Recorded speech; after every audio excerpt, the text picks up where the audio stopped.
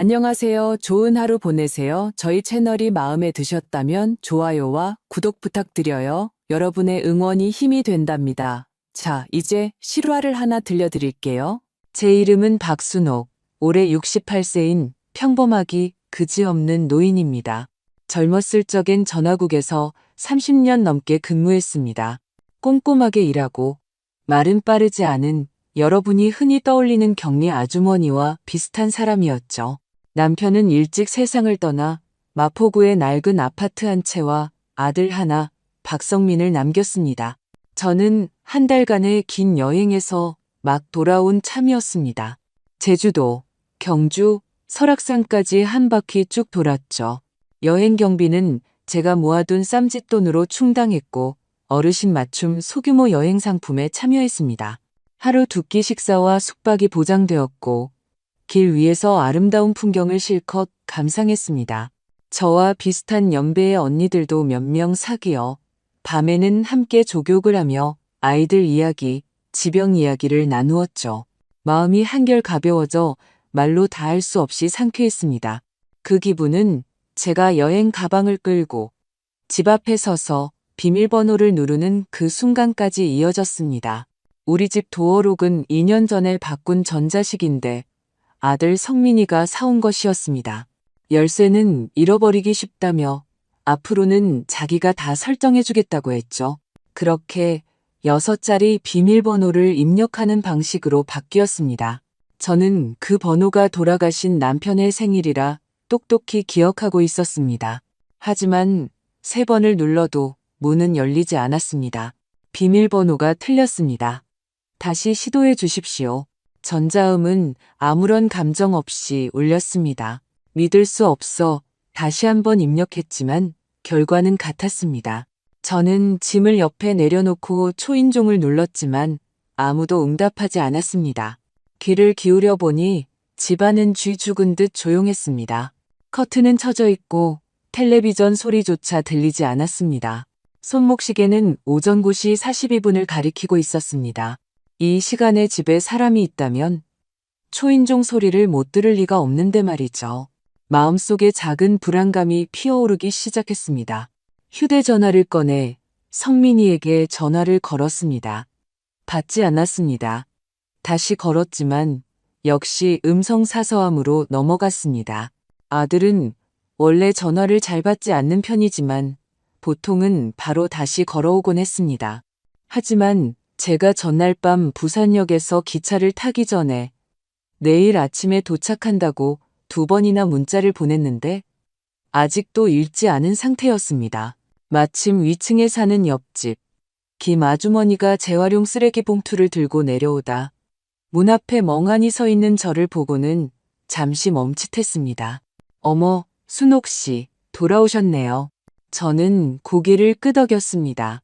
네, 기차에서 내리자마자 바로 택시 타고 왔어요. 문이 안 열리나 봐요? 그녀는 약간 망설이는 듯 했습니다. 비밀번호가 안 먹히네요. 도어록이 고장 났나 봐요. 저는 최대한 평온한 목소리로 말했습니다. 그녀는 입술을 깨물며 말했습니다. 글쎄요, 저도 잘.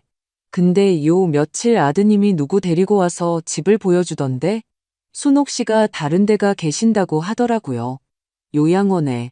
요양원이라니. 저는 그 자리에 얼어붙었습니다. 집을 보여주다니요? 요양원이라니요? 제 반응을 보더니 그녀의 얼굴이 하얗게 질렸습니다. 어머, 제가 잘못 들었나 봐요. 일단 아드님한테 전화해서 확실히 물어보세요. 혹시 비밀번호 바꾸고 말하는 걸 깜빡했는지도 모르잖아요. 그녀는 서둘러 자리를 떴습니다. 저는 문 앞에 서서 이 익숙한 아파트가 문득 낯설게 느껴졌습니다. 문 옆에는 제가 외출할 때 비상 열쇠를 숨겨두던 작은 벽돌 틈이 있었습니다. 몸을 웅크리고 열쇠가 아직 있는지 확인해 보았지만 이미 사라지고 없었습니다. 대신 벽돌 아래에 웬 구겨진 종이 한 장이 끼워져 있는 것을 발견했습니다. 마치 아무렇게나 쑤셔넣은 것 같았죠. 꺼내서 보니 한번 찢었다가 다시 펼친 듯한 전단지였습니다.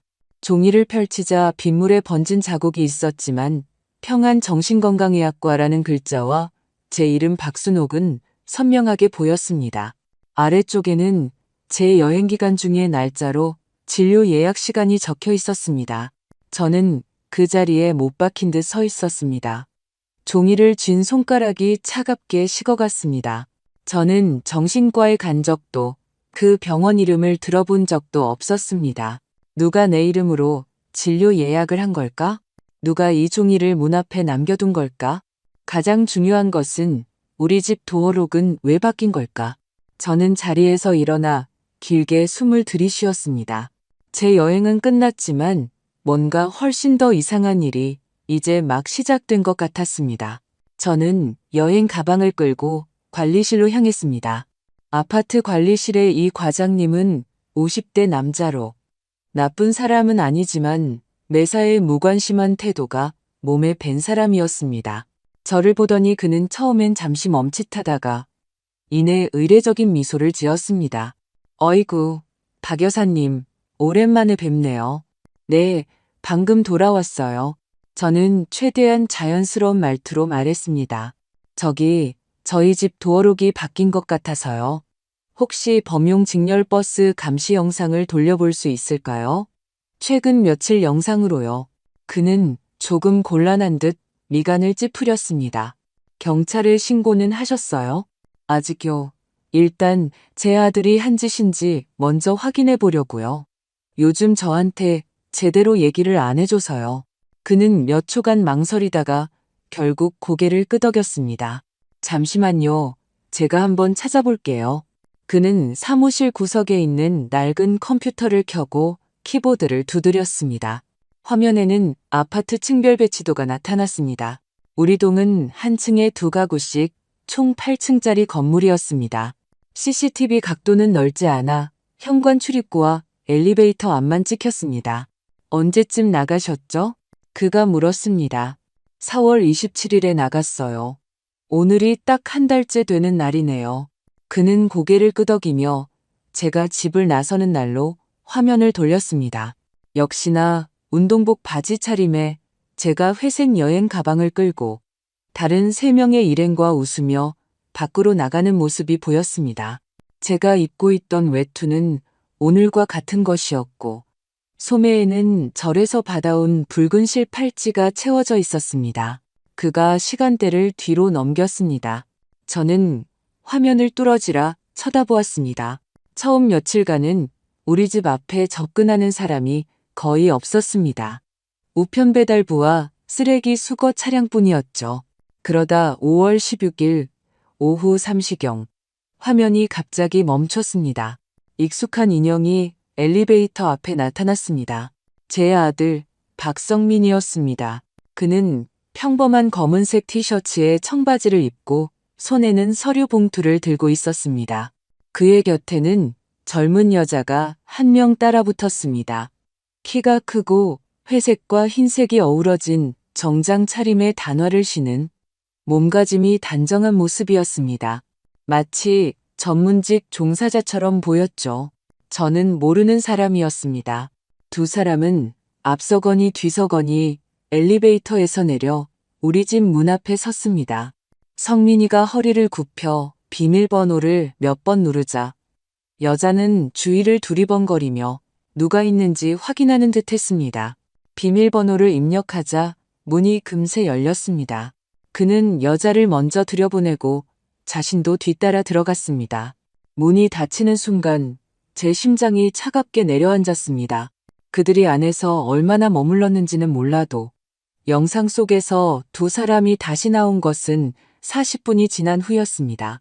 여자의 손에는 하얀색 두꺼운 파일이 하나 더 들려 있었습니다. 성민이의 표정은 편안해 보였고 여자에게 고개를 끄덕이며 몇 마디 말을 건넸습니다. 마치 무언가를 지시하는 듯했죠. 그는 떠나기 전에 CCTV 쪽을 한번 힐끗 쳐다보았습니다. 카메라 렌즈에 빛이 반사되었지만 그의 눈빛은 뭐라 설명하기 어려웠습니다. 웃는 것 같기도 무언가를 확인하는 것 같기도 했습니다. 그는 저것이 감시 카메라인 줄 알고 있었습니다. 이 뒤에도 영상이 더 있나요? 제가 물었습니다. 네, 있습니다.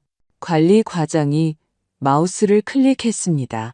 갑자기 화면이 검게 변했습니다. 어라? 그가 미간을 찌푸렸습니다. 왜 건너뛰었지? 오후 3시 55분에서 바로 저녁 6시로 넘어갔습니다.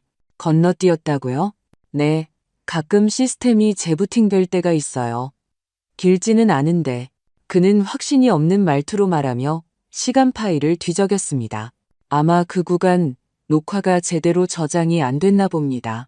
저는 아무렇지 않은 척 고개를 끄덕였습니다. 혹시 저 두 사람이 드나드는 장면 좀 잘라서 저장해 주실 수 있을까요?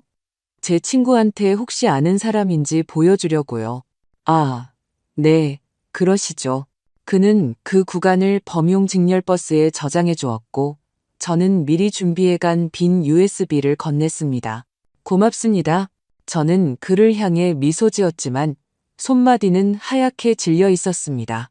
관리실을 나서는 순간 가슴이 답답해 견딜 수가 없었습니다. 그 여자는 누구일까? 왜 우리 집 도어록을 망설임 없이 누를 수 있었을까? 성민이는 왜 나에게 사람을 데려왔다고 말하지 않았을까? 그리고 가장 중요한 것, 왜 그 구간의 영상만 건너뛴 걸까? 이 질문들이 하나하나 바늘처럼 제 가슴을 찔렀습니다. 저는 USB를 쥔 채 손끝이 얼음장처럼 차가워지는 것을 느꼈습니다. 이 일은 단순히 도어록이 바뀐 문제가 아니었습니다. 저는 밖에서 하룻밤을 보냈습니다. 근처 24시간 운영하는 롯데리아 구석에서 쪽잠을 잤죠. 새벽 3시에 청소하는 아주머니가 저를 깨웠고 저는 노안이라 잘못 봤다며 사과하고는 짐을 챙겨 나왔습니다. 날이 밝자 다시 아파트로 돌아가 집 앞에 섰지만 여전히 문은 열리지 않았습니다. 저는 112에 전화를 걸었습니다. 최대한 침착한 목소리로 제 주거지에 누군가 무단으로 도어록을 바꾼 것 같아 집에 들어갈 수 없으며 CCTV에 다른 사람이 드나드는 것이 찍혔다고 말했습니다. 경찰은 현장으로 사람을 보내주겠다고 약속했습니다. 약 15분 후 남녀 경찰관 2명이 도착했습니다. 둘 다 나이는 어려 보였습니다. 박순옥 여사님 맞으시죠? 신고받고 출동했습니다. 남자 경찰관이 말했습니다. 도어록이 열리지 않는다고 하셨는데 직접 바꾸신 게 아닌 건 확실한가요? 저는 여행 기간, 떠나기 전 도어록 사용 상황을 모두 설명하고 한 달 내내 집에 없었다는 것을 증명하기 위해 예약 내역과 여행 일정 스크린샷까지 보여주었습니다. 그럼 혹시 가족이나 다른 친척 중에 도어록을 바꿔줄 만한 분이 있나요? 여자 경찰관이 물었습니다. 아들이 열쇠를 가지고 있지만 제 동의도 없이 사전 통보도 없이 제 목소리는 떨렸지만 필사적으로 평정을 유지했습니다. 그들은 서로를 마주 보았고 남자 경찰관이 무전기를 들어 상황을 보고하며 거주자 관계인에게 연락을 준비했습니다. 얼마 지나지 않아 박성민이 도착했습니다. 그는 엘리베이터에서 내리며 깔끔한 베이지색 정장을 입고 있었습니다. 마치 회사 일을 처리하고 온 듯한 모습이었죠. 손에는 열쇠 대신 두유 한 잔을 들고 있었습니다. 엄마, 왜 밖에 서 계세요? 그는 모든 게 오해라는 듯 자연스럽게 웃었습니다. 네가 도어록 바꿨니? 저는 돌려 말하지 않고 바로 물었습니다. 아니에요. 원래 쓰던 게 인식이 잘 안 돼서 비밀번호만 재설정한 거예요. 그는 가볍게 말했습니다. 엄마는 당연히 문자 받으실 줄 알았죠. 제가 메시지 보냈잖아요. 난 못 봤는데. 아, 산에 계셔서 신호가 잘 안 터졌나 보네요. 그는 어깨를 으쓱했습니다. 괜찮아요. 제가 왔잖아요. 그는 숫자 키패드를 눌렀고 새로운 비밀번호를 입력하자 문이 삐 소리를 내며 열렸습니다. 그는 경찰을 돌아보며 말했습니다. 죄송합니다. 헛걸음하게 해드렸네요. 사실 어르신이 비밀번호를 잊어버리셔서요. 자주 그러세요. 잊어버린 거 아니야. 저는 즉시 그를 똑바로 쳐다보며 말했습니다. 그 비밀번호 내가 2년 동안 썼어. 내 아빠 생일이야. 난 똑똑히 기억해. 그는 여전히 웃으며 두유를 건넸습니다. 엄마, 기억력 탓하는 게 아니라 가끔 정말 헷갈려 하시잖아요. 보세요. 이건 제가 엄마 대신 받아온 진단서예요. 그는 서류 가방에서 A사 용지 한 장을 꺼내 경찰과 저에게 건넸습니다. 용지 상단에는 평안정신건강의학과라고 인쇄되어 있었고 가운데에는 제 이름과 함께 초기 인지 평가 결과라고 적혀 있었습니다. 내용은 환자는 인지기능 저하가 의심되며 경미한 피해망상 증세를 보임이었습니다. 날짜는 제가 여행 중이던 셋째 주였습니다. 이게 나라고? 제 목소리가 갈라졌습니다. 네, 지난달에 저희가 같이 가서 평가받았잖아요. 엄마가 좀 잊어버리신 거예요. 그는 자연스럽게 말했습니다. 의사 선생님이 당분간 스트레스 받는 환경을 피하는 게 좋다고 하셔서 제가 대신 이것저것 처리하고 있었어요. 집수도세, 전기세도 제가 다 관리하고 있고요. 저는 경찰을 돌아보며 말했습니다. 저는 병원에 간 적 없습니다. 저는 한 달 내내 서울에 없었어요. 이 진단서는 가짜입니다. 경찰들은 서로 얼굴을 마주 보았습니다. 남자 경찰관이 낮은 목소리로 말했습니다. 이 서류의 진위 여부는 저희가 판단할 수 없습니다. 일단 두 분이서 잘 협의해 보시는 게 좋겠습니다. 만약 각성민 씨의 주장에 정말 문제가 있다고 생각되시면 법원에 성년 후견 개시 심판을 청구하시거나 전문병원에서 정식 감정을 받아보시는 방법이 있습니다. 지금은 그냥 감정이 격해지신 거예요. 박성민이 다시 웃으며 말했습니다. 엄마는 평소에는 아주 명료하세요. 다만 누가 자기를 해칠까봐 걱정을 많이 하시는 편이라 저도 걱정이 돼서 그런 겁니다. 저는 문득 냉정해졌습니다. 너 지금 무슨 짓을 하는 거니? 저는 그를 뚫어지게 쳐다보았습니다. 나를, 내일을 스스로 결정할 수 없는 사람으로 만들려는 거지? 그는 부정하지도 긍정하지도 않았습니다. 그저 아이를 달래듯 제 어깨를 가볍게 두드릴 뿐이었습니다. 엄마, 지금 너무 흥분하셨어요. 일단 들어가서 좀 쉬세요. 제가 점심 사 드릴게요. 네. 저는 움직이지 않았습니다. 제 발은 바닥에 못 박힌 듯 했습니다. 두유의 따뜻한 김이 코끝에 맴돌았지만 저는 한기만 느낄 뿐이었습니다. 이건 그냥 비밀번호를 재설정한 거고 저건 내가 기억을 못하는 거고 심지어 의사 진단서까지 네가 다 만들어놨구나. 저는 차분한 어조로 말했습니다. 내 남은 인생도 네가 다 써줄 작정이니? 그가 마침내 미간을 찌푸렸습니다. 엄마, 너무 앞서가시네요. 저는 경찰을 한번 쳐다보고 말했습니다. 만약 언젠가 제가 사라지거든 이 진단서를 누가 작성했는지 조사해 주십시오. 여자 경찰관이 낮은 목소리로 말했습니다. 여사님, 저희가 가정 내부의 결정에 개입할 수는 없습니다. 하지만 정말 걱정되신다면 직접 사법적 보호를 신청하실 수 있습니다. 저는 고개를 끄덕이고 더 이상 말하지 않았습니다. 집에 들어선 후 박성민은 차를 끓이러 주방으로 갔습니다. 저는 거실 소파에 홀로 앉아 손에 그 복사된 진단서를 꽉 쥐었습니다. 종이가 불에 댄 듯 뜨거웠지만 놓을 수가 없었습니다. 그것이 진짜일까봐 그리고 가짜일까봐 두려웠습니다. 하지만 한 가지는 확실히 알 수 있었습니다. 이 순간부터 저는 더 이상 이 아들이 저를 위해 최선의 삶을 계획해 줄 것이라고 믿을 수 없다는 것을요. 문이 열리는 순간 제 첫 반응은 안도감이 아니라 알 수 없는 망설임이었습니다. 공기 중의 냄새가 제가 집을 나설 때와는 조금 달랐습니다. 익숙했던 은은한 장롱의 나무 향은 사라지고 인공적인 향기가 그 자리를 대신했습니다.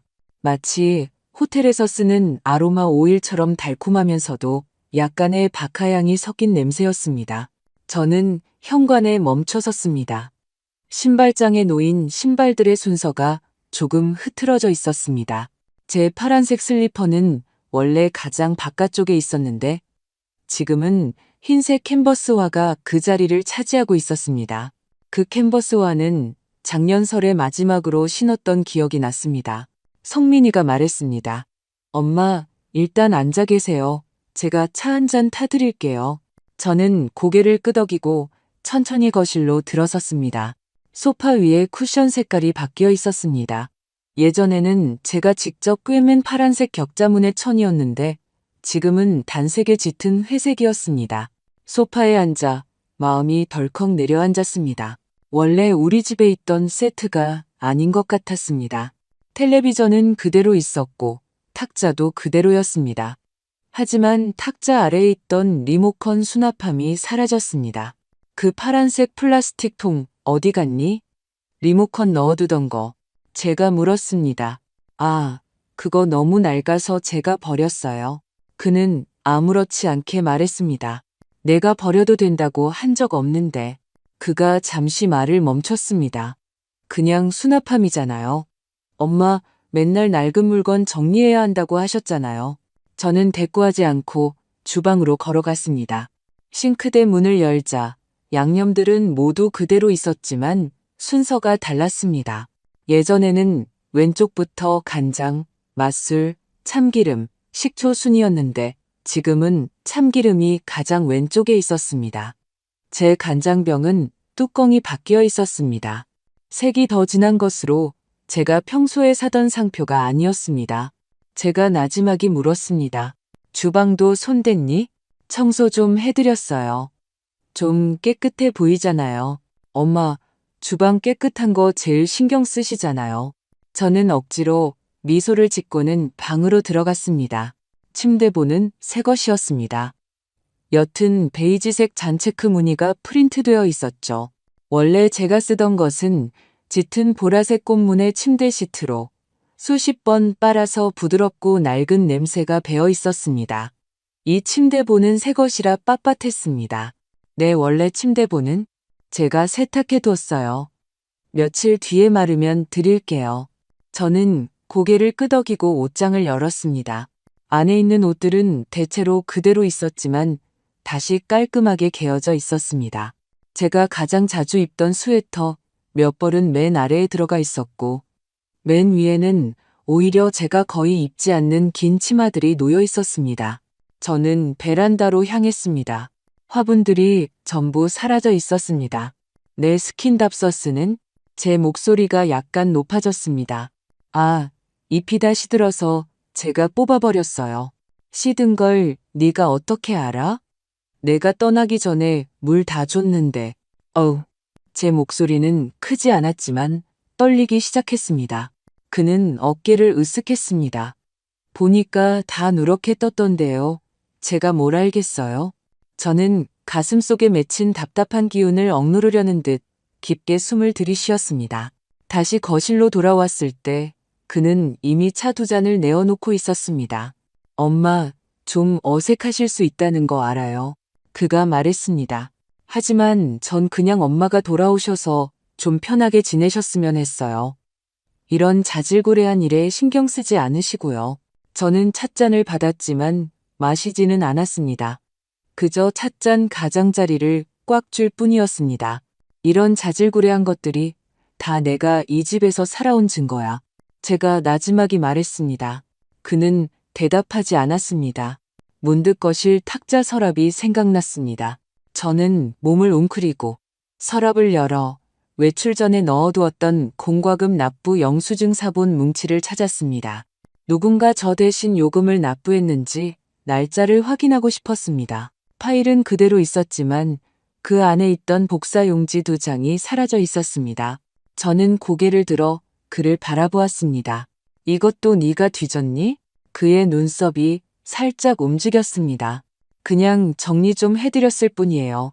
엄마, 너무 예민하게 굴지 마세요. 저는 그를 바라보며 문득 냉정해졌습니다. 그는 폭력적으로 무언가를 옮기거나 악의적으로 무언가를 버린 것이 아니었습니다. 그는 그저 제 삶을 조금씩 최적화하고 있었습니다. 수납함을 바꾸고 물건 순서를 옮기고 시든 화분을 뽑아버리면서 제가 이 집에 사는 흔적을 지워나갔습니다. 파괴가 아니라 대체였습니다. 그리고 이 모든 일은 제가 여행을 떠난 30일 동안 일어났습니다. 저는 차를 한 모금 마셨습니다. 목구멍이 껄끄러웠습니다. 마치 제 것이 아닌 무언가를 삼킨 듯 했습니다. 저는 박성민에게 태블릿을 빌렸습니다. 여행 일정을 확인하고 예약을 해야 한다고 둘러댔지만 사실은 그 건강보험 앱을 열기 위해서였습니다. 저는 예전부터 이 앱을 사용해 왔습니다. 진료 기록 조회나 병원 방문 내역을 확인하는 데 늘 이용했죠. 성민이가 옆에 없을 때 저는 재빨리 진료 내역 페이지를 열어 최근 30일간의 기록으로 들어갔습니다. 그 순간 제 손끝이 차갑게 식었습니다. 화면에는 이렇게 적혀 있었습니다. 5월 9일 평안정신건강의학과 방문 진료 5월 16일 평안정신건강의학과 외래재진 5월 23일 평안정신건강의학과 외래재진. 저는 그 세 줄의 글자를 멍하니 쳐다보며 시스템 오류가 아닌지 잠시 의심했습니다. 그 기간 동안 저는 분명 여행 중이었습니다. 매일 일정이 있었고 기차를 타고 산을 오르고 단체 식사를 했습니다. 함께 여행한 4명의 일행이 언제든 증명해 줄 수 있었습니다. 저는 첫 번째 기록을 눌러보았습니다. 진단명란에는 인지기능 저하 의심, 지속적 관찰 요망이라고 표시되어 있었습니다. 처방 항목은 의사소견에 따른 돌봄 계획 권고였고 주치의 이름은 최인철 의사라고 적혀 있었습니다. 저는 본 적 없는 사람이었습니다. 저는 그 병원에 가본 적이 없었습니다. 저는 인지기능 저하가 의심되지 않았습니다. 누군가 제 이름으로 진료 예약을 하고 건강보험 시스템에 기록을 남긴 것이었습니다. 제 신분증 사본은 예전에 성민이가 통장을 만들고 연락처를 등록하는 데 쓴다고 주었던 적이 있었습니다. 저는 그를 쉽게 믿었습니다. 엄마, 이런 건 제가 다 알아서 할게요. 그는 언젠가 이렇게 말했습니다. 건강보험증은 제가 보관할게요. 엄마는 맨날 어디 뒀는지 못 찾으시잖아요. 저는 천천히 태블릿을 내려놓았습니다. 손바닥은 온통 땀으로 흥건했습니다. 저녁 식사 때 저는 아무 말도 하지 않았고 그도 더 이상 묻지 않았습니다. 밤이 깊어 그가 자기 방으로 들어간 후 저는 홀로 거실에 앉아 있었습니다.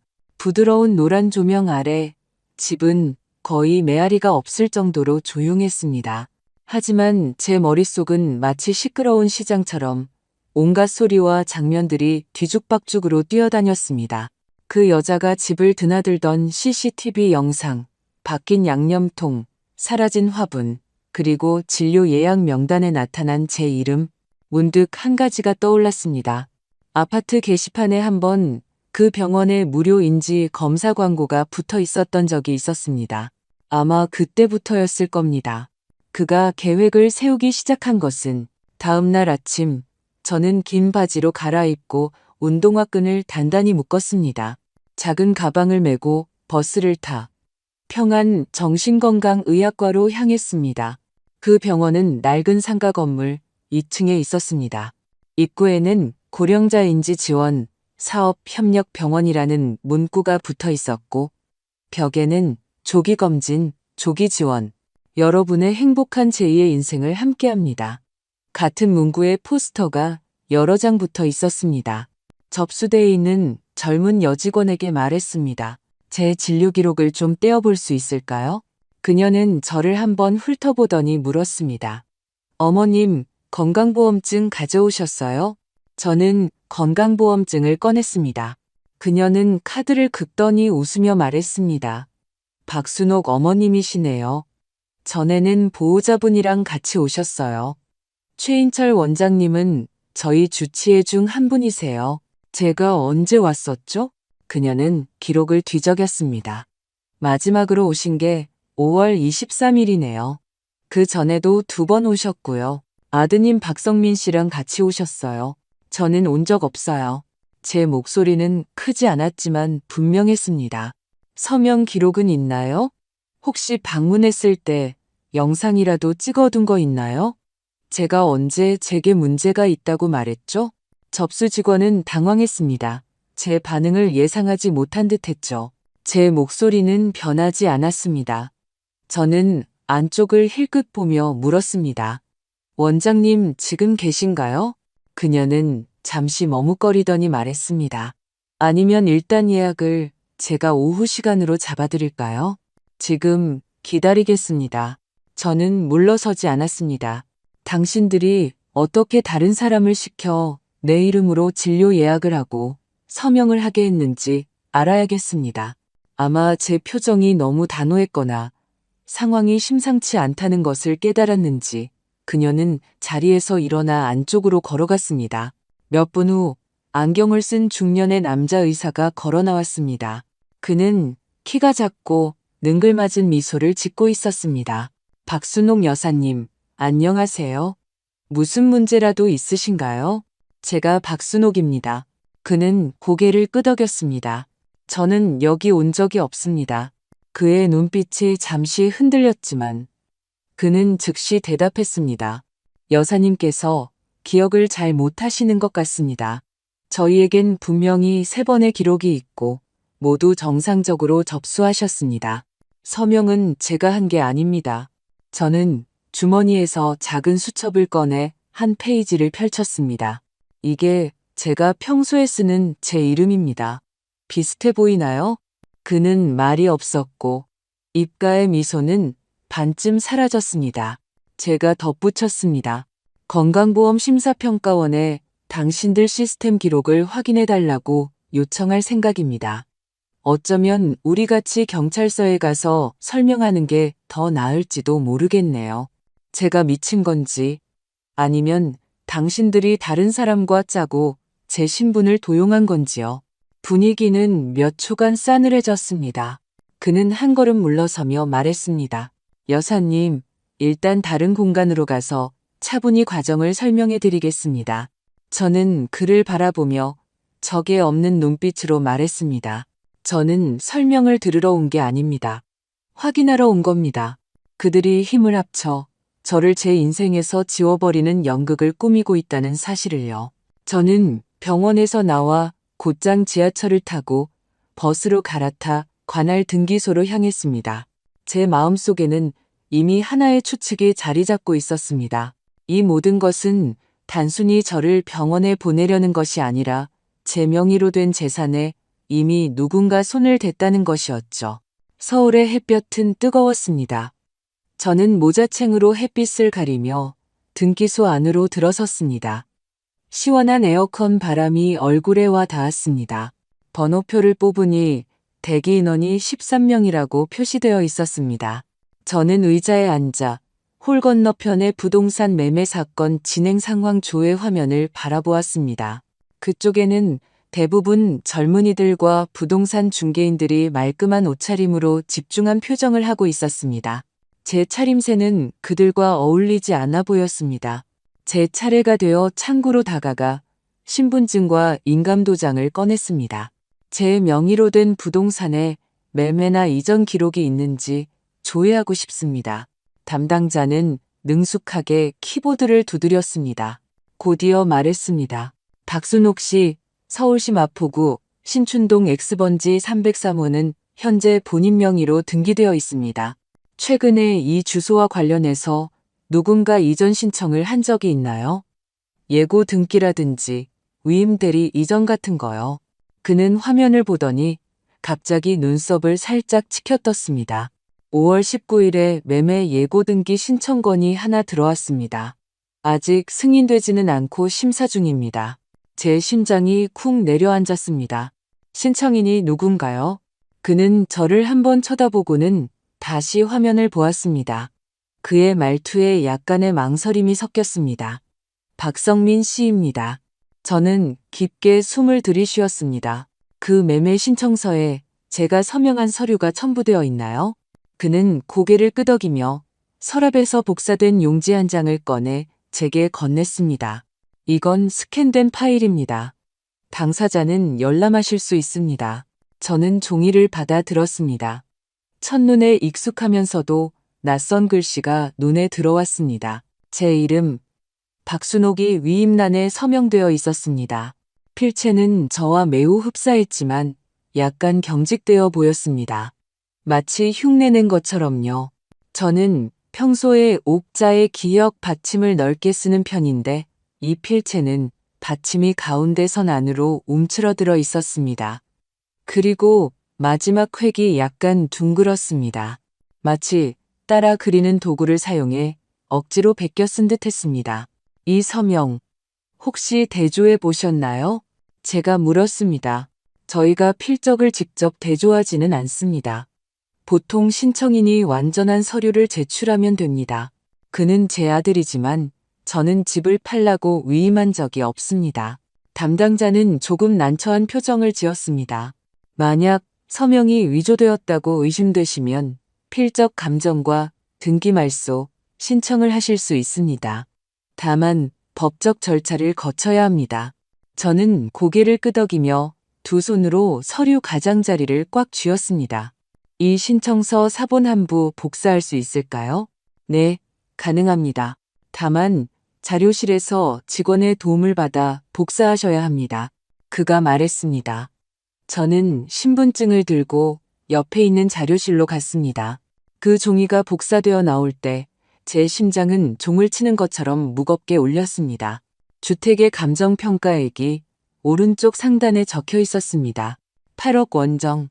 저는 그날 CCTV에 나타났던 여자가 손에 들고 있던 하얀색 파일을 떠올렸습니다. 그녀는 부동산 중개인이었을까, 법무사였을까, 협력자였을까, 아니면 아예 새로운 매수인이었을까? 그 순간 저는 단순히 화가 나는 것을 넘어 온몸이 추워졌습니다. 뼛속까지 시린 추위였습니다. 그 집은 제가 남편과 함께 산 것이었고 제가 혼자 30년간 대출금을 갚으며 아이를 키워 마침내 빚을 다 갚은 집이었습니다. 집안의 모든 물건, 모든 천조각, 모든 화분이 지난 50년간의 제 흔적이었습니다. 그는 제게 단 한마디도 묻지 않고 그것을 처분하기 시작했습니다. 저는 등기소 정문에 서서 복사된 서류로 가득 찬 서류 봉투를 들고 있었습니다. 손가락이 저려왔습니다. 저는 비닐 손잡이를 힘껏 쥐며 몸이 떨리지 않도록 애썼습니다. 이것은 제 인생에서 처음으로 누군가가 정말로 서명 하나만으로 저라는 존재를 행정 시스템에서 통째로 지워버릴 수 있다는 것을 깨달은 순간이었습니다. 만약 제가 더 이상 목소리를 내지 않는다면 그들은 저를 묵인하는 것으로 간주할 것입니다. 그리고 저는 아니오라고 말할 기회조차 갖지 못할 것입니다. 집 앞에 돌아왔지만 저는 들어가지 않았습니다. 열쇠는 제 손에 있었지만 저 문 너머의 공간은 이미 집처럼 느껴지지 않았습니다. 저는 계단 복도 벽에 기대어 기다렸습니다. 그 여자가 다시 나타나기를요.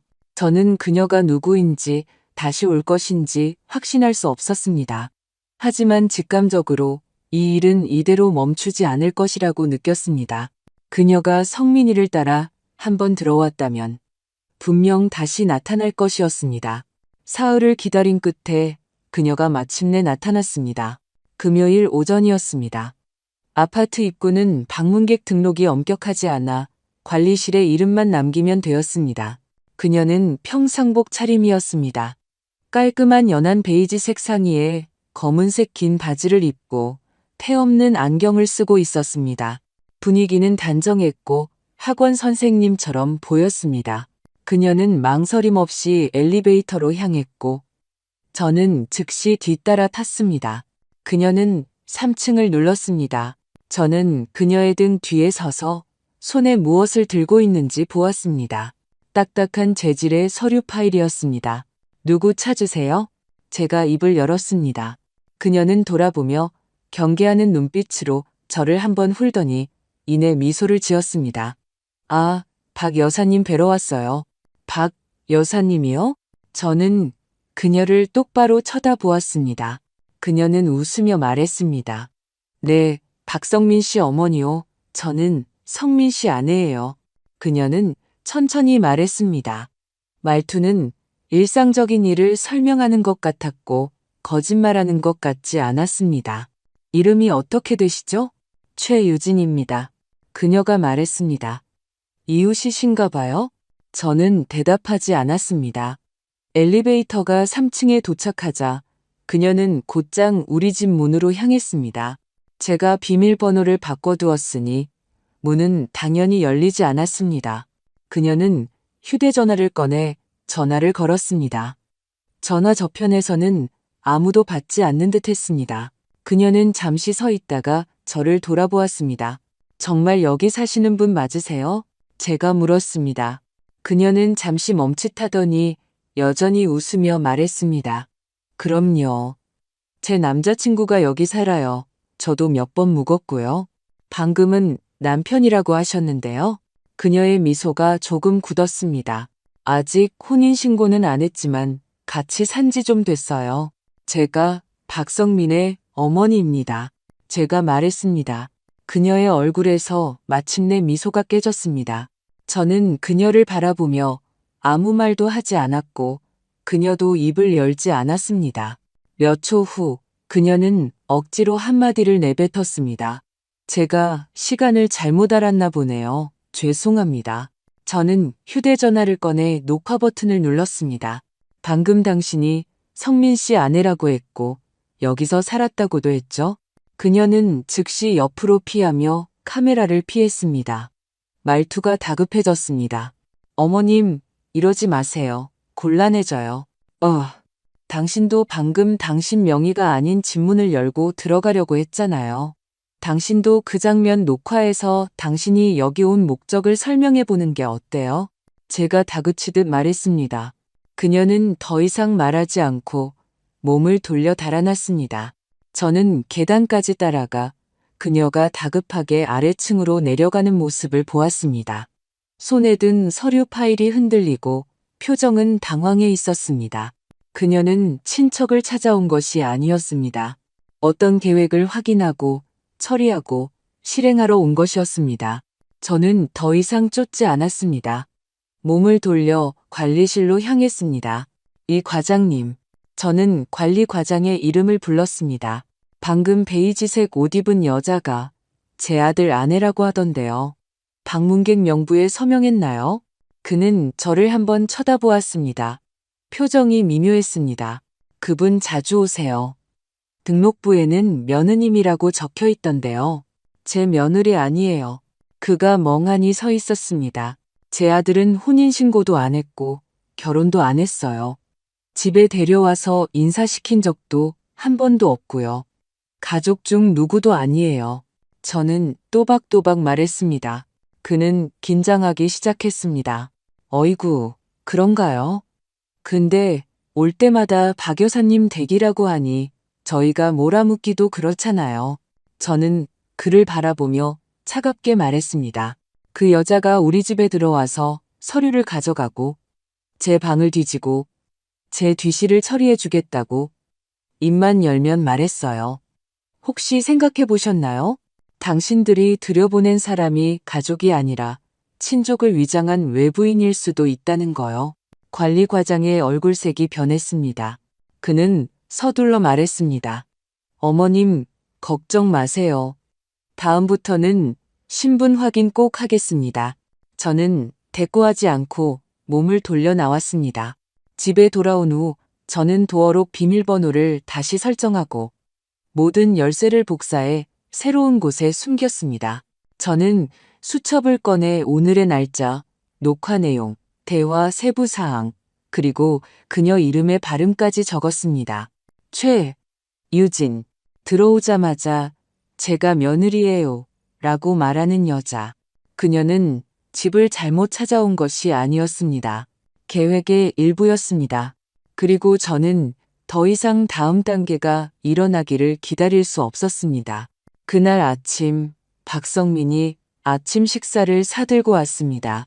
두유와 계란빵 그리고 흑당 고구마였습니다. 그는 식탁에 음식을 내려놓으며 봉지를 열면서 웃으며 말했습니다. 엄마, 오늘 제가 좋은데 구경시켜 드릴게요. 저는 그를 상대하지 않고 베란다에서 식물 잡지를 뒤적이고 있었습니다. 베란다에 원래 있던 스킨답서스와 스파티필름은 이미 사라진 지 오래였습니다. 이제 이 잡지 한 권만이 제게 숨쉴 틈을 주었습니다. 그의 미소는 변함이 없었습니다. 전에 잠 잘 못 주무신다고 했잖아요. 제 친구 부모님이 계신 곳인데 늘봄 요양원이라고 환경이 아주 좋아요. 상담해 주실 의사 선생님도 계시고 풍경이 온천 리조트 같아요. 가고 싶다고 한 적 없는데 저는 그를 뚫어지게 쳐다보았습니다. 그냥 이틀 정도 묵어보시는 셈 치세요. 지금은 체험 입소라 무료예요. 지내보고 좋으면 그때 결정하면 되고요. 그의 말투는 인내심이 있었지만 마치 어린아이를 달래는 것 같았습니다. 안 가. 엄마, 제가 이미 예약해놨어요. 안 간다고 했어. 그가 가볍게 한숨을 쉬더니 주머니에서 서류 한 장을 꺼냈습니다. 이건 장기요양 인정 신청서예요. 엄마는 이미 조건을 충족하셨어요. 제가 의사 선생님께 부탁해서 소견서도 받아놨고요. 엄마가 동의하지 않으시면 의료처치에 비협조적인 것으로 간주될 수 있어요. 네가 무슨 자격으로 이런 짓을 해? 제 목소리는 낮았지만 한 글자 한 글자가 돌멩이처럼 내리꽂혔습니다. 전 엄마의 보호자니까요. 엄마의 돌봄 계획을 세워드릴 의무가 있어요. 그는 이 말을 마치 법조항을 외우는 것처럼 말했습니다. 저는 자리에서 일어나 식탁을 돌아 방으로 가려고 했습니다. 그가 갑자기 제 앞에 서서 문을 막았습니다. 엄마, 이러지 마세요. 저는 그를 뚫어지게 쳐다보았습니다. 심장이 빠르게 뛰고 손을 꽉 쥐었습니다. 네가 만약 내 몸에 손 하나라도 대면 바로 경찰에 신고할 거야. 제 목소리는 떨렸지만 말은 분명했습니다. 경찰이요? 그가 나지막이 말했습니다. 엄마, 밖에는 이미 사람이 와 있어요. 그때 초인종이 울렸습니다. 그가 가서 문을 열자 제복을 입은 젊은 남자 2명이 서 있었습니다. 가슴에는 늘봄 요양원 서비스 식별증이 달려 있었고 한 명은 태블릿을, 다른 한 명은 방문 서비스라고 적힌 가방을 들고 있었습니다. 박순옥 어르신, 안녕하세요. 저희는 돌봄 지원팀입니다. 오늘 어르신을 단기 관찰을 위해 모시러 왔습니다. 저는 한 걸음 물러섰습니다. 죄송하지만 저는 가지 않겠습니다. 돌아가 주세요. 저희는 박성민 보호자님의 요양 신청을 접수했고 의사 소견서도 있습니다. 절차에 따라 이곳은 강제 입원이 아닌 협조적 요양에 해당됩니다. 남자 중 한 명이 빠르게 말했습니다. 어르신께서 협조만 해주시면 안전과 사생활은 보장해드립니다. 전 어떤 도움도 필요 없습니다. Arrest. 어르신, 지금은 정식 입소가 아닌 단기 체험입니다. 만약 격렬하게 반응하시면 저희는 가정불화로 경찰에 신고할 의무가 있습니다. 저는 확 돌아 박성민을 쳐다보았습니다. 그는 제 시선을 피하며 나지막이 말할 뿐이었습니다. 엄마, 전 정말 엄마를 위해서 이러는 거예요. 저는 갑자기 베란다로 달려가 바깥쪽에서 문을 걸어 잠갔습니다. 그리고 난간 사이로 2팔을 뻗어 아래층을 향해 소리쳤습니다. 가기 싫어요. 전 아프지 않아요. 억지로 끌려가는 거예요. 아래에서 몇몇 놀란 목소리가 들려왔고 이웃들이 고개를 들어 위를 쳐다보기 시작했습니다. 가방을 맨 남자가 빠르게 베란다 안쪽으로 달려와 뒤에서 문을 열려고 시도했습니다. 박성민은 집 안에 서서 낮은 목소리로 제게 말했습니다. 엄마, 계속 이러시면 사람들이 엄마가 정서적으로 불안정하다고 생각할 거예요. 잘 생각해 보세요. 제 손이 끌어내려졌습니다.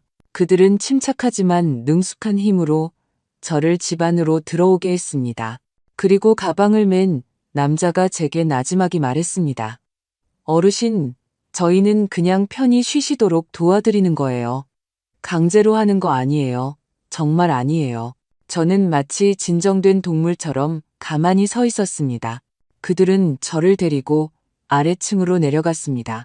저는 아파트 단지 사람들이 화단가에 모여 수군거리는 것을 보았습니다. 문 앞에는 이미 늘봄 요양원 로고가 붙은 차 한 대가 서 있었습니다. 저는 차에 태워졌고 차 문이 쾅 하고 닫혔습니다. 창밖으로 박성민이 인도에 서서 제게 손을 흔들고 있었습니다. 저는 제가 끌려가고 있다는 것을 알았습니다. 그리고 그들은 이것이 저를 편히 쉬게 하기 위한 것이라고 말했습니다. 늘봄 요양원의 천장은 하얗습니다. 병원처럼 하얗고 차가웠습니다. 저는 4층의 2인실에 배정되었습니다. 옆 침대에는 마르고 작은 할머니 한 분이 계셨는데 하루 종일 침묵하며 마치 자신을 공기 속에 감싸둔 듯 했습니다. 그녀의 이름은 방월선. 들어온 지 반년이 되었다고 했습니다. 진짜로 왔어요? 가짜로 왔어요? 그녀가 첫날 밤 갑자기 제게 물었습니다. 제 심장이 덜컥 내려앉았습니다. 무슨 뜻이에요? 진짜는 여기서 늙어 죽을 준비하는 거고, 가짜는 아직 집에 돌아갈 생각이 있는 거지. 저는 아무 말도 하지 않았습니다. 나도 처음엔 가짜였어. 그녀가 덧붙였습니다. 목소리는 힘이 없었습니다. 나중엔 가족들이 진짜로 데리러 오지 않더라고. 그래서 진짜가 됐지. 이곳의 절차는 매우 친절했습니다. 들어가면 먼저 주의사항 동의서에 서명하고 그 다음엔 건강보험증, 신분증, 휴대전화를 제출합니다. 외출 시 분실을 막기 위해 보관해준다는 명목이었습니다. 모든 것이 합리적으로 들렸습니다. 저처럼 공무원 출신인 사람도 흠을 잡기 어려웠습니다. 하지만 셋째 날 아침 간호사 한 명이 들어와 제게 작은 흰색 알약 하나를 건넸습니다. 박순옥 어르신, 이건 신경을 안정시키는 기초 처방약이에요. 3일만 드셔보시고 효과를 볼게요. 중독성은 없어요. 그녀의 목소리는 부드러웠고 간호사처럼 상냥하게 미소 지었습니다. 3. 저는 약을 받아들었지만 삼키지 않았습니다. 제가 물었습니다. 이거 무슨 성분이죠? 그녀는 여전히 정석적인 미소를 지었습니다. 전부 의사 선생님 처방에 따른 거라 몸에 부담은 없으실 거예요. 저는 약을 혀 밑에 숨겼다가 그녀가 나간 후 휴지에 뱉어냈습니다. 그리고 그 휴지를 빨래 바구니에 쑤셔 넣었습니다. 그날 오후부터 저는 이곳의 세부 사항을 정리하기 시작했습니다. 기록 1. 같은 층의 입소자 6명 중 3명은 자신이 왜 이곳에 오게 됐는지 말하지 못했다. 기록 2. 매일 밤 9시 간호사가 방마다 돌며 약을 복용했는지 확인하지만 묻기만 할 뿐 직접 확인하지는 않는다. 기록 3. 점심시간에 직원들이 사적으로 이야기하는 것을 들었다. 저 할머니는 등급 병동으로 갈 준비 중이야. 가족들이 불안정하다고 했어. 기록 4. 일부 입소자의 방문에는 전자잠금 장치가 달려 있어 내부용 팔찌로만 열 수 있다. 저는 작은 수첩을 숨겨두고 매일 가장 작은 글씨로 대화 내용, 복도 불이 켜지고 꺼지는 시간, 직원들의 근무 교대 순서를 기록했습니다. 누구에게도 말하지 않았지만 제 머리는 그 어느 때보다도 맑았습니다. 그들은 제가 늙고 무능해져서 누군가의 계획이 필요하다고 믿게 만들고 싶어 했습니다. 하지만 저는 마음속으로 알고 있었습니다. 그들이 두려워하는 것은 제가 정신이 흐려지는 것이 아니라 너무나 명확하게 기억하고 있다는 사실이라는 것을요. 어느 날 밤 저는 간호사실에서 누군가 대화하는 소리를 들었습니다. 문틈으로 새어나오는 한 목소리가 말했습니다. 그 박 여사님 보호자 장기요양 사전 동의서에 서명했어. 아마 자력으로 외출이 불가능한 구역으로 옮겨질 거야. 다른 목소리가 말했습니다. 이번 건도 떼일 일은 없겠네. 저는 문 앞에 서서 숨을 멈췄습니다. 저에 대한 계획은 아직 끝나지 않았던 것입니다. 오히려 이제 막 시작된 것이었죠. 저는 도망치지도 소란을 피우지도 않았습니다. 저는 이 말들, 이 세부 사항들을 하나하나 머릿속에 단단히 새겨 넣을 기회를 기다렸습니다. 왜냐하면 저는 알고 있었기 때문입니다. 진정한 탈출은 이 건물을 뛰쳐나가는 것이 아니라 이 건물 안에 과연 어떤 사람들이 갇혀 있는지를 모두에게 알리는 것이라는 것을요. 저는 협조적인 태도를 보이기 시작했습니다. 아침 식사는 제 시간에 먹고 체온도 잘 쟀습니다. 약은 주는 대로 입에 넣었다가 휴지의 뱉어내 베개 틈새에 숨겼습니다. 저는 더 이상 반문하지도 의심하지도 그들의 얼굴을 뚫어지게 쳐다보지도 않았습니다. 대신 대부분의 사람들처럼 미소 짓고 고개를 끄덕이며 그들의 지시를 순순히 따랐습니다. 그들은 제가 서서히 적응하고 있다고 생각했습니다. 사실 저는 그저 순종적인 입소자에게 얼마만큼의 자유를 주는지 시험하고 있었을 뿐입니다. 닷새째 되던 날, 그들은 정말로 경계를 풀었습니다. 저는 아래층으로 내려가 산책하는 것을 허락받았습니다. 단 1시간뿐이었지만 저는 그 시간을 이용해 무심코 간호사실을 지나치며 벽에 붙은 방문객 안내문과 의료진 교대 근무표를 모두 훑어보았습니다. 5개의 이름, 2개의 내선 번호, 하나의 외부 비상 연락처를 기록했습니다. 밤에는 방월선 할머니에게 말을 걸어보았습니다. 그녀는 처음에는 매우 두려워했지만 제가 휴지에 싼 약을 건네며 말했습니다. 이건 할머니가 매일 드시는 거예요. 할머니 몸 안에 있어서는 안 될 거예요. 그녀는 고개를 들어 저를 보았습니다. 눈동자에 서서히 초점이 맞춰졌습니다. 당신 나가고 싶구나. 저는 고개를 끄덕였습니다. 하지만 우린 함부로 전화를 쓸 수도 편지를 보낼 수도 없어요. 그녀가 낮은 목소리로 말했습니다. 그건 그들이 우리가 못할 거라고 생각하기 때문이에요. 제가 말했습니다. 하지만 저는 아직 번호를 기억해요. 제 머릿속에서는 한 번호가 반복적으로 맴돌았습니다. 김영미의 집 전화번호, 7자리 숫자. 저는 한 번도 휴대전화에 저장한 적이 없었지만 머릿속에 깊이 새겨져 있었습니다. 7째 날 아침, 저는 편지 쓰기 활동을 신청했습니다. 그들은 제게 펜과 편지지를 주며 친구에게 써도 된다고 말했습니다. 편지는 사회복지사가 대신 붙여준다고 했습니다. 저는 3통의 편지를 썼습니다. 첫 번째 편지만 평범한 내용이었습니다. 나머지 2통은 편지지 사이에 끼워 넣어 암호처럼 글자를 배열했습니다. 늘봄 요양원, 자유 제한됨. 이진우 변호사에게 연락 바람. 증거는 녹색 약봉지 아래 있음. 서류 번호 523 평안, 기다리고 있음. 저는 겉봉투에 검은 펜으로 박순옥이라고 쓰고 수신인을 김영미로 적었습니다. 사흘 뒤 영미 씨가 왔습니다. 교회 교인이에요. 순옥 씨를 뵈러 왔어요. 저는 유리창 너머로 그녀와 시선을 마주했습니다. 그녀는 애써 태연한 척했지만 눈가가 붉었습니다. 요양보호사는 그녀를 면회실에 앉히며 15분간만 허용된다고 말했습니다. 그녀의 첫 마디는 편지 봤어요였습니다. 저는 고개를 끄덕였습니다. 주머니에 숨겨둔 녹음기를 꽉 쥔 채였습니다. 저는 즉시 구해달라거나 빨리 도와달라고 말하지 않았습니다. 저는 단지 이렇게 말했습니다. 영미 씨, 나 한 번만 다시 살게 해줄 수 있을까? 그녀는 고개를 끄덕였습니다. 천천히 해요. 언니가 그냥 사라지게 두지 않을게요. 면회 시간이 끝나고 저는 방으로 돌아왔습니다.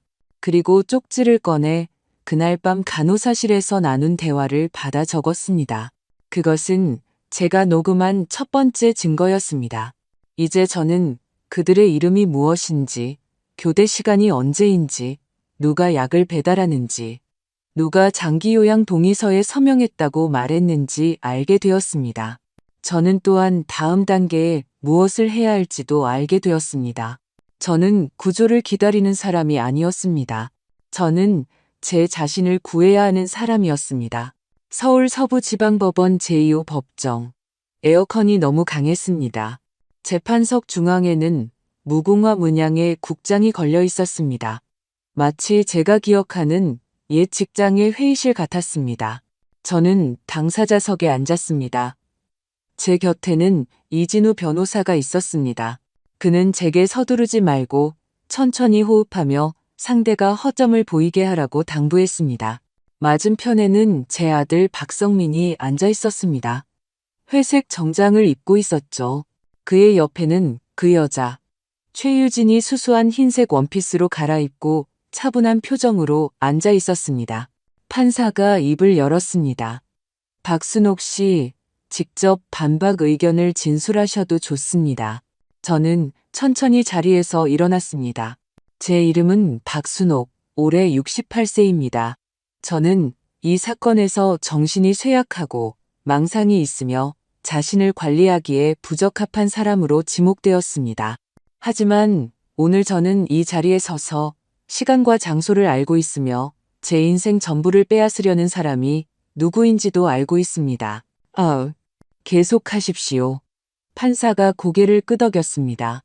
4월 말부터 5월 말까지 저는 친구 몇 명과 함께 30일간 전국 일주 여행을 했습니다. 제주도, 경주, 설악산까지 매일 단체 활동이 있었고 숙소 예약 기록과 사진이 증거로 있습니다. 그런데 제가 서울에 없는 그 기간 동안 누군가 제 이름으로 평안정신건강의학과에 3번이나 정신과 진료를 예약했습니다. 저는 건강보험 진료 내역 스크린샷과 여행 숙소 영수증을 들어보였습니다. 저는 아예 서울에 있지도 않았습니다. 그 진료 예약은 전부 가짜입니다. 판사의 눈빛이 조금 더 깊어졌습니다. 집에 돌아오자마자 도어록이 바뀐 것을 알았고 집안 물건들이 옮겨져 있었습니다. CCTV에는 제 아들 박성민과 낯선 여자가 거의 40분간 집에 머무는 것이 찍혔습니다. 그 여자는 누구일까요? 제게는 며느리라고 했습니다. 하지만 제가 확인한 바로는 저는 그 여자를 돌아보며 말했습니다. 최유진 씨는 제 아들과 혼인신고를 한 적도 저와 한 번도 만난 적도 없습니다. 그런데 3번이나 가족 행세를 하며 저희 집 중요 서류를 가져가려 했습니다. 그녀는 또한 나중에 부동산 매매 신청에 등장하는 매수인이기도 합니다. 최유진의 눈빛이 흔들리고 입가가 굳어졌습니다. 저는 계속해서 말했습니다. 그리고 이 부동산 매매 예고 등기 신청서는 제 아들이 제출했습니다. 하지만 서명은 제가 한 것이 아닙니다. 저는 필적 감정을 신청했고 전문가의 초기 소견은 위조 가능성이 매우 높다는 것이었습니다. 그 집은 제가 30년간 월급을 모아 마련한 집입니다. 빚 대신 내놓는 담보물이 아닙니다. 이진우 변호사가 덧붙였습니다. 재판장님, 저희가 확인한 바에 따르면 박성민 씨 명의로 약사 200만 원의 채무가 있으며 이미 채권 추심 절차에 들어갔습니다. 또한 최유진 씨가 늘봄 요양원 및 평안정신건강의학과의 법인 대표와 여러 차례 사업상 거래를 한 사실도 발견했습니다. 그녀는 순진한 보호자가 아니라 성년후견인 요양기관, 병원과 결탁하여 고령층의 자산을 체계적으로 빼돌리는 전문 브로커입니다. 판사의 미간이 움직였습니다. 저는 마지막으로 녹음기를 꺼냈습니다. 이것은 제가 늘봄 요양원에서 녹음한 것입니다. 녹음이 재생되었습니다. 박성민 씨가 그분 시끄럽게 굴 거라고 일단 약 먹여서 안정시키라고 했어. 서명은 그냥 전에 하던 대로 우리가 미리 도장 찍어두면 돼. 근데 그분 아직 정신 멀쩡해 보이던데? 멀쩡한 건 그분 생각이지. 우린 절차대로만 하면 돼. 본인이 서명 안 해도 집행할 수 있어. 녹음이 절반쯤 재생되었을 때 박성민이 갑자기 벌떡 일어났습니다. 이건 증거가 될 수 없습니다. 우리가 한 말인지 어떻게 합니까? 저건 엄마가 의심병이 도져서 몰래 녹음한 겁니다. 엄마는 평생 앉으시오. 판사가 엄한 목소리로 말했습니다. 엄마는 평생 아무도 믿지 않았어요. 어릴 때부터 저를 통제하고 제가 TV 보는 것까지 간섭했어요. 밖에서는 제가 자기를 해친다고 떠들고 다니고 친구 하나 없어요. 박성민 씨, 판사가 무표정하게 말했습니다. 여기는 법정이지 당신이 감정을 분출하는 곳이 아니오. 엄마는 단 한 번도 저를 믿어준 적이 없어요. 그의 목소리가 한 옥타브 높아졌습니다. 저를 돌아보는 그의 눈에는 원망과 증오가 뒤섞여 있었습니다. 저는 그냥 엄마를 도우려고 한 거예요. 늙어서 머릿속은 온갖 생각으로 꽉 차 있고 자기 집이 어떻게 생겼는지도 잊어버렸다고요. 그의 말은 중간에 멈췄습니다. 법정 전체가 3초간 침묵에 잠겼습니다. 저는 천천히 그를 바라보았습니다. 난 잊지 않았어. 모든 화분의 위치, 침대보의 색깔, 주방 간장의 순서까지 다 기억해. 나 자신을 기억하고 네가 어릴 때 나를 큰 집에 살게 해주겠다고 했던 것도 기억해. 그런데 지금 너는 나를 속여서 서명을 받아내려 했지. 박성민의 얼굴이 붉게 달아올라 이를 악물고 낮게 소리쳤습니다. 그럼 내가 평생 가난하게 굶어 죽으란 말이에요? 난 그냥 빚 갚으려고. 그만하시오. 판사가 의사봉을 내리쳤습니다. 박성민 씨, 감정적으로 재판을 방해하면 퇴정을 명할 수 있어. 그는 의자에 털썩 주저앉았습니다. 온몸이 의자에 무너진 채 더 이상 말을 잇지 못했습니다. 그저 손가락으로 책상 가장자리를 쥐고 미세하게 떨 뿐이었습니다. 저는 여전히 서서 차분한 목소리로 말했습니다. 난 네가 가난하게 죽기를 바란 적 없어. 난 단지 알고 싶을 뿐이야. 너는 내가 한 사람으로서 제대로 살기를 바란 적이 있었는지. 판사는 안경을 벗고 한숨을 쉬었습니다. 법원은 박순옥 씨의 인지 능력이 명료하고 행위 능력이 완전하다고 판단하여 성년 후견 개시 심판 청구를 기각한다. 관련 형사 책임은 검찰에 이송하여 처리하도록 한다. 저는 자리로 돌아오는 순간 공기가 마침내 다시 흐르는 것을 느꼈습니다. 맞은편의 그 남자, 제가 30년간 키운 아들은 고개를 숙인 채 말이 없었고 눈은 텅 비어 있었습니다. 저는 제가 이겼다는 것을 알았습니다. 하지만 이 싸움은 단순히 모자 관계의 단절이 아니었습니다. 제가 살아있으며 당신들이 대신하고 고치고 처분할 수 있는 늙은이가 아니라는 것을 세상에 증명한 것이었습니다. 저는 저항했습니다. 법원 판결이 나온 지 3주 후 이진우 변호사가 제게 연락했습니다. 감사팀이 늘봄 요양원 사건을 맡게 되었습니다. 익명으로 진술하시겠습니까? 저는 말했습니다. 익명은 필요 없어요. 제 이름 그대로 기사에 내보내주세요. 우리는 평안정신건강의학과부터 시작했습니다. 그 3번의 가짜 진료 기록으로 인해 건강보험심사평가원이 현장 조사를 시작했고 곧 늘봄 요양원도 조사 대상에 포함되었습니다. 자녀가 부모를 병원에 데려가고 요양기관이 동시에 입소시키는 유사한 절차가 다수 발견되었습니다. 적어도 6명의 노인이 비슷한 일을 겪었습니다. 저는 첫 번째가 아니었고 마지막도 아닐 것입니다. 하지만 저는 이것이 돌봄이 아니라 족쇄라고 처음으로 나서서 말한 사람이었습니다. 사건이 알려진 후 언론은 가짜 정신감정과 부모 자산 빼돌리기를 주제로 심층 보도를 시작했습니다.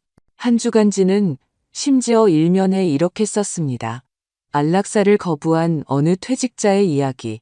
기자가 제게 물었습니다. 왜 조용히 넘어가지 않으셨나요? 제가 답했습니다. 그들이 제가 조용히 있기를 바랐기 때문이에요. 그래야만 그들이 마음 놓고 손을 댈 수 있으니까요. 그날은 햇볕이 아주 좋은 날이었습니다. 저는 낡은 모자를 쓰고 이진우 변호사와 함께 늘봄 요양원으로 들어갔습니다. 이번에는 제가 환자가 아니라 공동조사에 참여하는 피해자 대표였습니다. 간호 데스크에는 여전히 익숙한 얼굴들이 있었지만 그들은 저를 긴장한 표정으로 쳐다보며 황급히 고개를 숙였습니다. 요양원 원장이 억지 미소를 지으며 저를 맞았습니다. 박 여사님, 이번에는 어쩐 일로 또 오셨습니까? 친구 보러 왔어요. 제가 그의 얼굴을 똑바로 쳐다보며 말했습니다. 그리고 이 안에 아직 죽지는 않았지만 이미 죽은 사람 취급받는 이가 얼마나 더 갇혀있는지 보러 왔고요. 원장은 대꾸하지 않았습니다. 저는 제가 머물렀던 층을 한 바퀴 둘러보았습니다.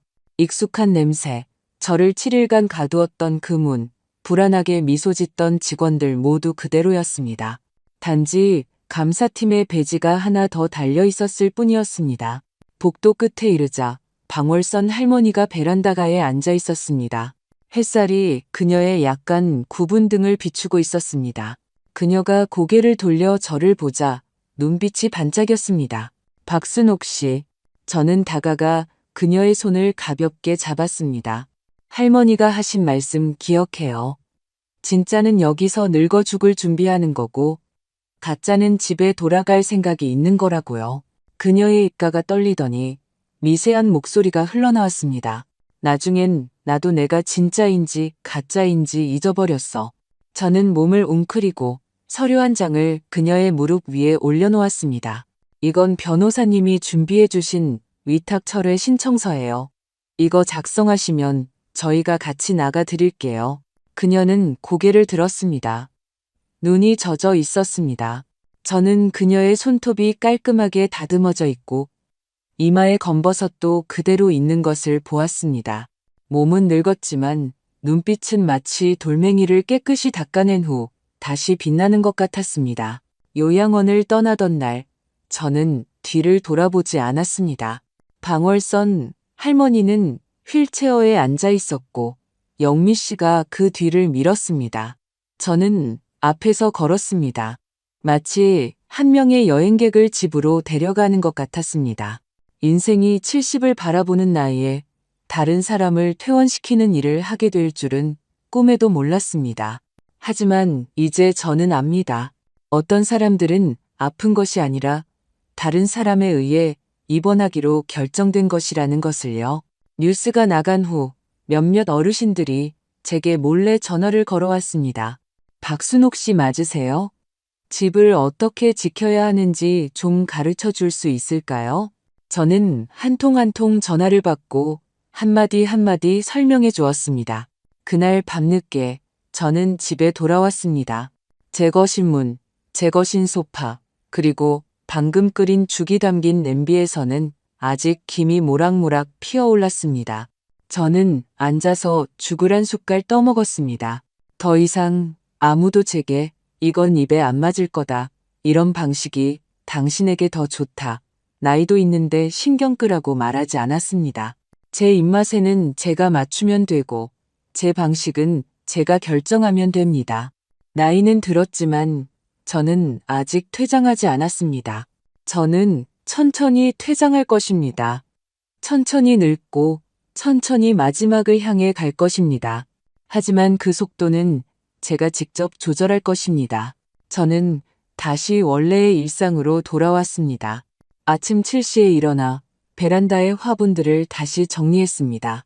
스킨답서스는 조금 잘라냈고 행잉 플랜트는 흙을 갈아주었습니다. 아직 잘 자라지 않는 금전수도 한 그루 있지만 버릴 생각은 없습니다. 저는 매일 아침 2바퀴씩 천천히 걷고 신문을 사고 두유를 마십니다. 이웃 김 아주머니가 말합니다. 어머, 순옥 씨, 요즘 안색이 훨씬 좋아졌네요. 저는 웃으며 대답하지 않았습니다. 단지 계란빵을 사던 가게를 다른 곳으로 바꿨을 뿐입니다. 익숙했던 가게 주인이 지난번에 이렇게 말했기 때문입니다. 아드님이 그러는데 어머님 머리가 좀 안 좋아지셨다면서요? 깜짝 놀랐잖아요. 저는 단지 내 머리가 그 사람 머리보다 훨씬 맑아요? 라고 말했습니다. 아파트 단지의 몇몇 어르신들이 저를 자주 찾아오기 시작했습니다. 어떤 분은 재산을 어떻게 처리해야 하는지 배우고 싶어 했고, 어떤 분은 그 요양원이 정말로 조사를 받았는지 알고 싶어 했습니다. 저는 매번 차 한 주전자를 끓이고 작은 상을 차려 천천히 이야기해 주었습니다. 제가 이야기를 하는 것은 경고나 교육을 위해서가 아니었습니다. 저는 단지 그들에게 말해주고 싶었습니다. 당신은 돌봄을 받아야만 하는 운명이 아니라고, 당신도 돌봄을 받을지 말지 스스로 결정할 수 있다고 말입니다.